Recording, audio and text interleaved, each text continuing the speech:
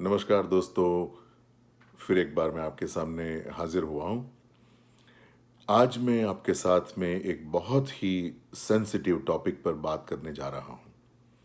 दोस्तों ये sensitive topic जो है, ये बहुत ही गंभीर विषय जो है वो मेरे दिल के बहुत करीब है। और कई सालों से इस विषय के बारे में अ, मेरे दिल में कश्मकश चल रही है, एक टेंशन है। लेकिन आज मैं इस बात को आपके साथ शेयर करना चाहता हूँ। आज का जो विषय है वो हिंदू मुस्लिम राइट्स का है। हिंदू मुस्लिम हिंसाएं और या हिंसा जो हमारे सब कॉन्टिनेंट में होती रहती है, उसके बारे में आज मैं आपके साथ कुछ बातें करना चाहता हूँ। मैंने गूगल सर्च किया तो मैंने ये जाना कि 1671 में 1671 में औरंगज़ेब के समय में, उसके वक्त में सबसे पहला रिकॉर्डेड हिंदू मुस्लिम राइट्स हुआ था और वो कुछ साल तक चला था। उसके बाद में अगर हम 4 शतक छोड़ दें तो अगर हम पार्टीशन या जो हमें आज़ादी मिली उस एरा में आए तो हमें मालूम पड़ता है कि 1947 के वक्त पार्टीशन के वक्त जो दंगे हुए, जो कम्युनल राइट्स हुए, उसमें 2 लाख से 20 लाख के बीच लोगों की जानें गई थी। किसी के पास एग्जैक्ट फिगर नहीं है, मैंने सर्च किया, लेकिन एक जनरल फिगर है कि 2 से 20 लाख के बीच लोगों की जानें 1947 पार्टीशन के दरमियान जो गदर हुआ था उस वक्त लोगों की एक्सचेंज में जो जाने गई थी वो बड़ी काफ़ी तादाद में हिंसा हुई थी और जाने गई थी। एक और फिगर है कि उस वक्त 14 मिलियन से ज़्यादा लोग डिस्प्लेस्ड हो गए थे, अपने घरों से, अपने गांवों से, अपने इलाकों से तितर बितर हो गए थे, मिसप्लेस हो गए थे। तो ये हिस्ट्री में एक बहुत बड़ी लाइन है, एक बहुत बड़ी लकीर है हिंदू मुस्लिम राइट्स में। और जैसा कि अभी मैंने आपको बताया कि बहुत सारी जानें उसमें गई है। अगर हम लेटेस्ट राइट की बात करें, जो अभी तक का आखिरी राइट है, वो 2020 में, इसी साल फरवरी में 23 तारीख को दिल्ली में शुरू हुआ। Indian capital new Delhi, February 23rd it started and it lasted for some 7 to 10 days, काफ़ी दिनों तक चला। और ये लेटेस्ट दिल्ली राइट्स में 46 से 50 लोगों की जान गई है, ऐसा एक फिगर सामने आया है। दोस्तों ये मैं आपको क्यों बता रहा हूँ? मेरा ये बताने का मकसद सिर्फ ये है कि हिंदू मुस्लिम राइट्स ये बहुत ही पुरानी बात है और ये सब कॉन्टिनेंट पे, हमारे दिलो दिमाग पे एक बहुत ही पुराना घाव है। और कई पीढ़ियों से, कई सालों से, कई सदियों से ये राइट्स चले आ रहे हैं और अभी अभी फरवरी में लेटेस्ट राइट्स हुए हैं। अगले हिंदू मुस्लिम राइट्स कब और कहां होंगे हमें नहीं मालूम है। हम सिर्फ प्रार्थना कर सकते हैं कि ऐसा ना हो। दोस्तों आज का जो वीडियो है वो बड़ी ही गंभीरता के साथ, बड़ी ही ऑनेस्टी, सिंसियरिटी और जिम्मेदारी के साथ मैं बना रहा हूं। और इस वीडियो बनाने के पीछे मेरे दिल में मेरे सब कॉन्टिनेंट के देशवासी, मेरे भाई बहनों के लिए सिर्फ और सिर्फ प्यार है। मैं किसी की कोई भावना को ठेस नहीं पहुंचाना चाहता हूं। मेरे दिलो दिमाग में रिमोटली कोई और बात नहीं है, सिर्फ प्यार है, बहुत ज़्यादा प्यार है मेरे हिंदू मुस्लिम भाइयों बहनों के लिए, दोस्तों के लिए, दुनिया भर में बिखरे हुए, not only in India and Pakistan but दुनिया भर में बिखरे हुए मेरे हिंदू और मुस्लिम जो प्यारे दोस्त हैं, प्यारे भाई बहन हैं, उन सब के लिए एक प्यार से, एक बहुत ही जिम्मेवारी के साथ ये वीडियो मैं बनाना चाहता हूँ और बना रहा हूँ। और मेरी आशा है, मेरी प्रार्थना है कि आप भी इसे बड़ी गंभीरता से और प्रेयरफुली सुनेंगे और खुले दिमाग से सुनेंगे, ओपन हार्ट, ओपन माइंड करके सुनेंगे।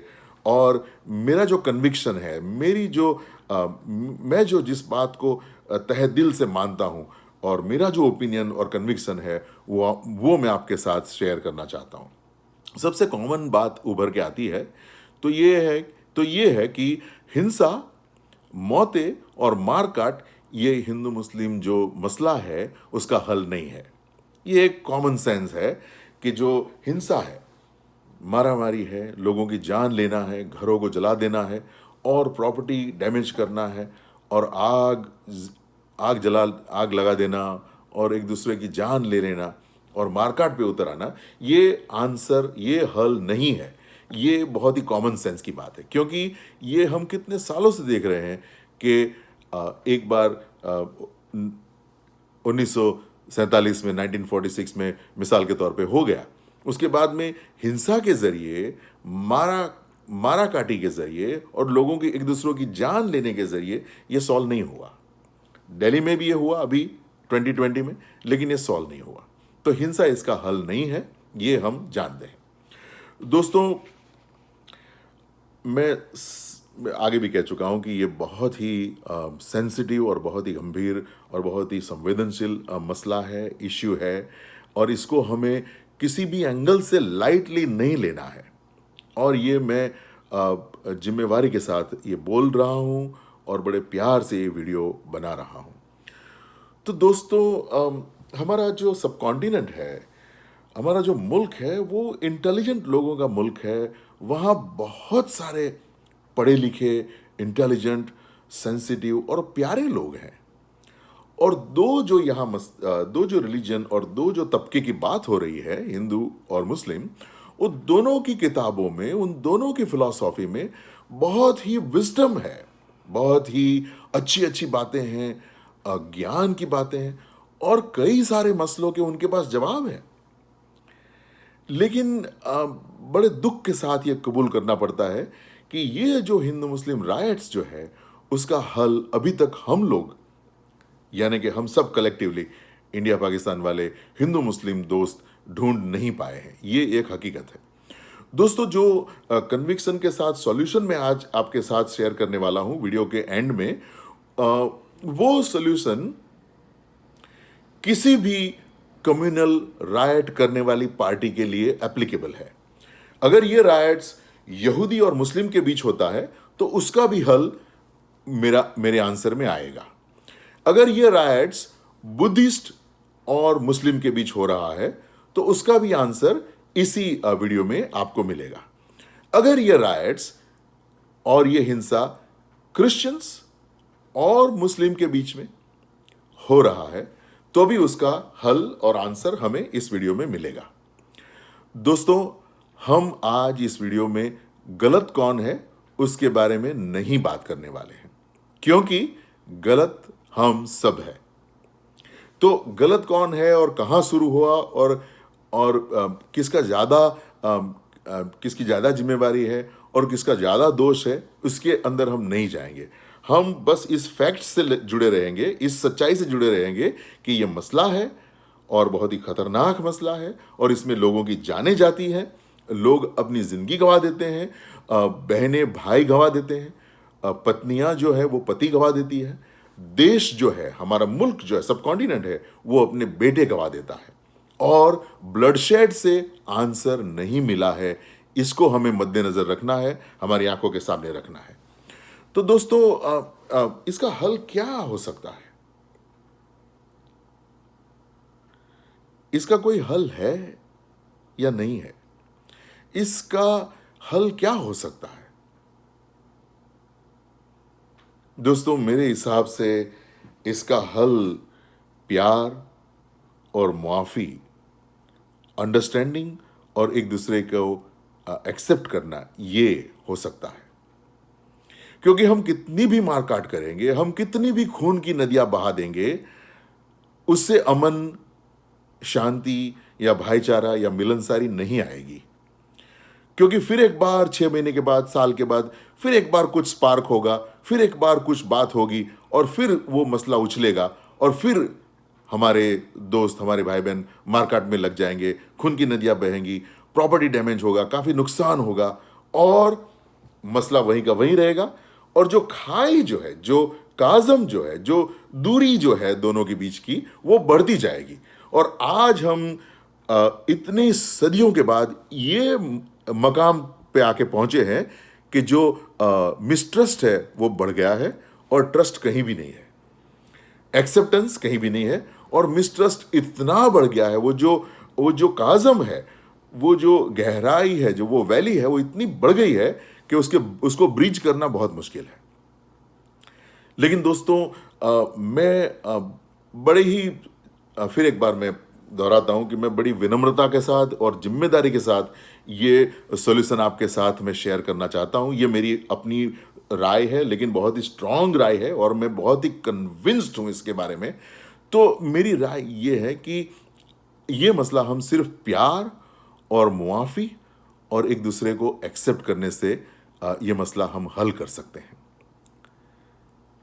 लेकिन दोस्तों, मैं मतलब कैसे आपको बताऊं कि ये जो प्यार और जो माफ़ी है, ये तो जो जीसस क्राइस्ट जो है, ईसा मसीह जो है, उनका पैटर्न है। अब आप नाराज हो गए, अब आपको थोड़ी बेचैनी होगी और गुस्सा भी आएगा, लेकिन प्लीज वीडियो को स्टॉप मत करिए, सुनिए। जैसे गूगल की कुछ पेटेंट है और उसके राइट्स है, जैसे एप्पल ही आईफोन बनाता है और उसके राइट्स है, जैसे हिंदुइज्म इंडिया की गिफ्ट है वर्ल्ड को, जैसे इस्लाम है वो सऊदी अरेबिया मक्का मदीना की गिफ्ट है वर्ल्ड को, उसी तरह से प्यार और मुआफ़ी वो क्राइस्ट की पैटेंट है। अगर आपको पसंद नहीं आता है तो आई एम सॉरी, लेकिन मैं बड़े हम्बलनेस से और बड़े दावे से कहता हूं कि प्यार और मुआफ़ी और जिंदगी और सच्चाई और रास्ता, ये सब क्राइस्ट की पैटेंट है, और वो उनका वो उनका अपना एक बल है और उनका अपना आंसर है, और वो सिर्फ उनके पास ही अवेलेबल है। सोना जो है, गोल्ड जो है, वो हमें सोनी के वहां से ही मिलेगा। अगर हम लोहार के वहां सोना तलाश करें लोहार के पास, तो नहीं मिलेगा। अगर हम क्रिकेट में मधुर संगीत की तलाश करें तो वो नहीं मिलेगा। क्रिकेट के मैदान में, फुटबॉल और स्पोर्ट्स के मैदान में हमें स्पोर्ट्स ही मिलेगा। म्यूजिक जो है, मेलोडी जो है, संगीत जो है, वो हमें संगीतकारों से मिलेगा कि जो उसमें माहिर है, उन्होंने वो ध्यान किया हुआ है, वो कला को हस्त किया हुआ है। इसी तरह से प्यार और मुआफ़ी जो है, क्राइस्ट जो है, उसका वो आंसर है, क्योंकि सलीब पे, सूली पे उन्होंने इस बात को साबित किया है कि प्यार और मुआफ़ी ही हल है। उनके मारने वालों को क्राइस्ट ने, यीशु मसीह ने माफ कर दिया था। तो वहां क्या हुआ कि उन्होंने एक स्टॉप कर दिया, उस लड़ाई को आगे नहीं बढ़ाया। वहां पे उन्होंने इस लड़ाई को स्टॉप कर दिया, आगे नहीं बढ़ाया। सुन रहे हो आप, समझ रहे हो मेरे साथ? क्योंकि उन्होंने माफी का रास्ता चुना, माफ किया, तो वहां पे एक स्टॉप लग गया, फिर वो बात आगे नहीं बढ़ी, है ना दोस्तों? सेंट स्टीफन को बाइबल में पत्थरों से मार देते हैं लोग। तो वहां स्टीफन ने भी क्या कहा कि प्रभु परमेश्वर, उन्हें माफ कर मेरे मारने वालों को, क्योंकि वो जो कर रहे हैं वो उनको मालूम नहीं कि वो क्या कर रहे हैं। तो वहां पे वो स्टॉप हो गया। फिर स्टीफन के जो ग्रुप था, उन्होंने सामने रिटालिएशन की बात नहीं की। दोस्तों, मैं और एक स्ट्रांग पॉइंट आपके साथ में शेयर करना चाहता हूं, और वो स्ट्रांग पॉइंट है ऐसे भाई बहन जो हिंदू और मुस्लिम बैकग्राउंड से आकर ईसा मसीह को, जीसस क्राइस्ट को फॉलो करने लगे हैं। मेरी बात गौर से सुनिए। मैं आज आपके साथ क्रिश्चियनिटी के प्रोपोगेशन की बात नहीं कर रहा हूं। Please do understand me with open heart and with open mind. मैं आज आपके साथ क्रिश्चियनिटी के प्रोपोगेशन की बात नहीं कर रहा हूं। मैं आज आपके साथ में जीसस क्राइस्ट, जो प्यार का मसीहा है, जो माफी का मसीहा है, जो जिंदगी का खुदा है, वो जीसस क्राइस्ट के फॉलो करने की बात कर रहा हूं, और उनके मैसेज को, उनकी माफी की जो कहानी है, उसको सुनने की बात कर रहा हूं। तो मेरा सबसे स्ट्रांग पॉइंट और आंसर यह है कि हिंदू, मुस्लिम, सिख, पारसी, बुद्धिस्ट और यहूदी बैकग्राउंड से जो लोग ईसा मसीह को फॉलो करने के लिए आए हैं, अगर आप उनसे मिलोगे, और हमारे इस वीडियो में आज का मसला ये है कि हिंदू और मुस्लिम से जो लोग ईसा मसीह के पीछे फॉलो करना शुरू किया है, अगर आप उनसे मिलोगे तो उनके पास वो हिंदू मुस्लिम वाला मसला ही नहीं है, वो खत्म हो गया है।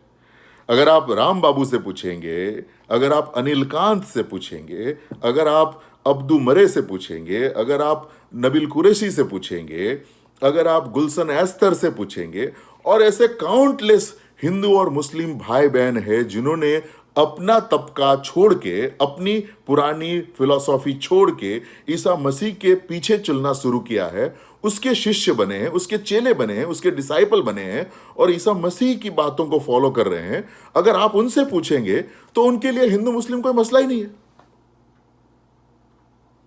हिंदू मुस्लिम मसला तब तक रहता है जब आप हिंदू और मुस्लिम हैं, और जब तक आप हिंदू मुस्लिम है, हिंदू मुस्लिम राइट्स का मसला नहीं सॉल्व होगा, क्योंकि आप वही पुरानी फिलॉसफी के साथ सोचेंगे, वही पुरानी बातें आपके जहन में आएंगी, और वही पुराने जो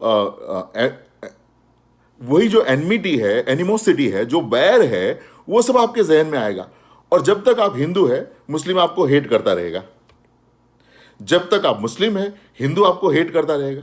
प्यार तो आएगा ही नहीं ना, इतने सालों में नहीं आया है, खून की नदियां बही है, प्यार तो आएगा ही नहीं। तो जब तक आप हिंदू है, जब तक आप मुस्लिम है, जब तक आप बुद्धिस्ट है, जब तक आप यहूदी है, तो वो हल होने वाला नहीं है। आपको और मुझे एक नया चोला पहनना पड़ेगा, एक नया अवतार लेना पड़ेगा, एक नई फिलॉसफी को, एक नए लीडर को फॉलो करना पड़ेगा, तब ये सॉल्व होगा। मतलब ये मैं ये कहना चाहता हूं कि मेरे और तुम्हारे हृदय की एक नई सर्जरी होनी जरूरी है, और ये नई सर्जरी में, ये नई जो सर्जरी होगी उसमें से पुरानी बातों को हमें काट देना है और एक नई बात को फॉलो करना है। काउंटलेस हिंदूज और मुस्लिम फॉलोअर्स ने, हिंदू और मुस्लिम भाई बहनों ने, काउंटलेस लोगों ने सब कॉन्टिनेंट में और पूरी दुनिया में ईसा मसीह को फॉलो करना शुरू किया है। और जब से उन्होंने ईसा मसीह को फॉलो करना शुरू किया है, और जब से वो सिंसियरली, जेन्युइनली ईसा मसीह के डिसाइपल बने हैं, उनके पास हिंदू मुस्लिम का मसला है ही नहीं, वो खत्म हो गया है। अगर आप राम बाबू से पूछेंगे, अगर आप अब्दू मरे से पूछेंगे, अगर आप रिजा सफा से पूछेंगे, अगर आप काउंटलेस हिंदू मुस्लिम लोग जो हैं जिन्होंने क्राइस्ट को फॉलो करना शुरू किया है, उनसे पूछेंगे कि आज आपके दिल में हिंदू मुस्लिम बैर है, एनिमोसिटी है, तो वो कहेंगे ना, वो हमारे लिए वो मसला ही नहीं है। दोस्तों, ये मेरी पर्सनल राय है, और ये मैं बड़े दिल से और बड़े प्यार से आपके साथ ये शेयर करना चाहता हूं कि Jesus Christ is the answer, because he is the epitome, he is the summum bonum of love and forgiveness, and he died while forgiving people on the cross. उन्होंने खाली सिर्फ भाषण नहीं दिया, उन्होंने अपनी जान दे के मुआफी दी है। और उनके फॉलोअर जो हैं, सेंट स्टीफन जैसे, ग्रेहम स्टाइन्स जैसे, उन्होंने अपनी जान देकर मुआफी दी है। इसका मतलब ये नहीं कि हर एक फॉलोअर को मरना ही मरना है, ऐसी मैं नहीं कह रहा हूं। मदर टेरेसा की किसी ने जान नहीं ली थी, बिली ग्रेहाम की किसी ने जान नहीं ली है, और काउंटलेस ईसा मसीह के फॉलो करने वाले जो लोग हैं, उनकी जान कोई नहीं लेता है। मैं सिर्फ ये कहना चाहता हूं कि जब आपका लीडर बदल जाएगा, जब आपकी फिलॉसफी बदल जाएगी, जब आपकी दृष्टि, जब आपकी सोच बदल जाएगी, तब आप नए सिरे से इस मसले को सॉल्व करेंगे। लेकिन आपकी सोच तब तक नहीं बदलेगी जब तक आपके पास पुरानी फिलॉसफी है, जब तक आप पुराने तबके में हो, जब तक आप पुराने रिलीजन में हो, यह सॉल्व नहीं होगा। दोस्तों, मैं दावे से कहता हूं कि जब तक आप अपनी पुरानी फिलॉसफी में है, पुराने रिलीजन में है, आपका मसला कभी सॉल्व नहीं होगा। थोड़ी देर के लिए खामोशी आ जाएगी, मैं दावे से कहता हूं, थोड़ी देर के लिए, थोड़े साल के लिए, थोड़े महीनों के लिए एक चुप्पी छा जाएगी, लेकिन उस चुप्पी के बाद जो नीचे जो स्मोल्डरिंग हो रहा है, जो आग जो नीचे जल रही है, वो कभी ना कभी भड़केगी, क्योंकि जो दिल में जो बैर जो है, दिल में जो एक एनिमोसिटी जो घर करके बैठी है, उसको आपने रिमूव किया ही नहीं है। तो घाव अंदर फेस्टर हो रहा है और आप ऊपर मरहम लगाए जा रहे हो, कुछ नहीं होगा। आपको मुझे उस घाव के अंदर जाना होगा, और वो मरहम सिर्फ यीशु मसीह के पास है, वो जवाब सिर्फ यीशु मसीह के पास है, और यीशु मसीह ही आपके दिल को बदल सकता है, आपको न्यू बर्थ, नया जन्म, नई जाति कर सकता है। तो इससे क्या होगा कि आपकी सारी पुरानी जाति जो है वो सब छूट जाएगी। ना आप सिया रहेंगे, ना आप सुन्नी रहेंगे, ना आप ब्राह्मण रहेंगे, ना आप क्षत्रिय रहेंगे, ना आप चमार रहेंगे, ना आप भंगी रहेंगे। तो क्या होगा, ना आप हिंदू रहेंगे, ना आप मुस्लिम रहेंगे। ईसा मसीह को आप फॉलो करने वाले उसके चेले बनेंगे, तब आपका मसला अपने आप सॉल्व हो जाएगा। फिर उसके बाद में कोई जगह आपके लिए मायने नहीं रखेगी, चाहे मक्का हो चाहे काशी हो, आपको कोई फर्क नहीं पड़ेगा। जेरूसलम हो या वॉशिंगटन हो, आपको कोई फर्क नहीं पड़ेगा। गुरुद्वारा हो, चर्च हो, मंदिर हो, मॉस्क हो, सिनागोग हो, बड़े से बड़ा कैथीड्रल हो, आपको कोई फर्क नहीं पड़ेगा, क्योंकि यीशु मसीह आपके दिल में रहने आ जाएंगे, तो आप प्रभु का मंदिर बन जाएंगे। आप खुद मंदिर बन जाओगे, आप खुद पवित्र स्थान बन जाओगे। और जब यीशु मसीह आपका नायक होगा, लीडर होगा, प्रभु होगा, उद्धारकर्ता, सेवियर होगा, और आप उसके पीछे पीछे पीछे उसकी सिखाई बातों को फॉलो करके चलोगे, तो आपके जो हिंदू मुस्लिम के जो मसले हैं वो सॉल्व हो जाएंगे। आपके जो यहूदी मुस्लिम के मसले हैं वो सॉल्व हो जाएंगे। आपके जो मुस्लिम बुद्धिस्ट के जो मसले हैं वो सॉल्व हो जाएंगे। आपके जो ईसाई और बुद्धिस्ट के जो राइट्स है वो सॉल्व हो जाएंगे। आपके जो क्रिश्चियन और हिंदू के राइट्स है वो सॉल्व हो जाएंगे, क्योंकि फिर आप वो तबके में रहेंगे ही नहीं ना। जब तक आप हिंदू है, जब तक आप मुस्लिम है, आपके भी बड़े दुख के साथ ये मैं कहता हूं, ये मैं जोक नहीं कर रहा हूं, बड़े दुख के साथ कहता हूं कि जब तक आप उस पुराने तबके में हैं, आपके बीच सॉल्यूशन नहीं होगा। लिख ले आप, मैं कल मर जाऊंगा, मेरे साथ की जो पीढ़ी है वो कल चली जाएगी, लेकिन आप लिख ले, जब तक आप अपनी पुरानी जात में है, जब तक आप पुरानी ओल्ड सेल्फ में है, आपका मसला हल नहीं होगा। दोस्तों, ये बहुत ही सीरियस मसला है, इसमें बहुत खून बहा है। हमारे मुल्क ने अपने जांबाज बेटों को खोया है। ये मजाक की बात नहीं है, बहुत दुख की बात है, लेकिन ये हल हो सकता है, ये रुक सकता है। और ईसा मसीह, जीसस क्राइस्ट, जो कि पूरी दुनिया का पिता है, जो कि पूरी दुनिया का प्रभु है, वो ईसाइयों की प्रॉपर्टी और मोनोपोली नहीं है। मेरे भाइयों, मेरी बहनों, कान खोल के गौर से सुनो, Jesus Christ is the Lord of the entire universe. Jesus Christ is the Lord, he is the creator God of the whole world. प्रभु यीशु ने कहा है कि I am the way, I am the truth and I am the life. Jesus Christ is a God of love. Jesus Christ is a God of forgiveness. Jesus Christ is a God of acceptance. And Jesus Christ is a God of healing. यीशु मसीह के पीछे आइए, अपना पुराना चोला उतार दीजिए, नए सिरे से नया जन्म पाकर, बॉर्न अगेन होकर यीशु मसीह के पीछे पीछे पीछे चलना शुरू कीजिए। आपका सारा बैर जो है वो खत्म हो जाएगा। फिर आप नई आंखों से दुनिया को, हिंदुओं को, मुस्लिमों को देखोगे, ईसाइयों को देखोगे, पारसी को देखोगे, यहूदी को देखोगे, सिख हमारे दोस्तों को देखोगे, नई आंखों से देखोगे। फिर आपका मसला ही हल हो जाएगा। आप माफी में मानने लगोगे, माफ करने लगोगे, और वो माफी देने की ताकत सिर्फ जीसस क्राइस्ट देता है, और कोई नहीं। ये मेरा दावा है, मेरी गारंटी है, आप लिख लो। जीसस क्राइस्ट के अलावा माफी देने की ताकत कोई दे नहीं सकता, क्योंकि माफी का पेटेंट उसकी मालिकी उसके पास है। प्यार की जो पेटेंट है, प्यार करने की जो, वो उसके पास उसकी पेटेंट है, वो उसका मालिक है, और वही ये पावर हमें दे सकता है। दोस्तों, ये मेरी स्ट्रांग राय है। मैं बड़ी जिम्मेवारी के साथ ये वीडियो बना रहा हूँ, और बड़ी विनम्रता के साथ ये आपके साथ शेयर कर रहा हूँ, क्योंकि मेरे दिल में ये बहुत ही सुलगता मसला है कि मेरे भाई बहन खाम खा क्यों मर रहे हैं। वो नहीं मरने चाहिए, वो बहुत ही प्यारे, इंटेलिजेंट और अच्छे लोग हैं, लेकिन जब तक वो अपनी पुरानी बातों में है, वो मरते रहेंगे। जीवन चाहते हो, अमन चाहते हो, खुशहाली चाहते हो, तो माफी का रास्ता अपनाए, यीशु मसीह को फॉलो करिए, यीशु मसीह के पीछे आइए। वो प्यार का खुदा है।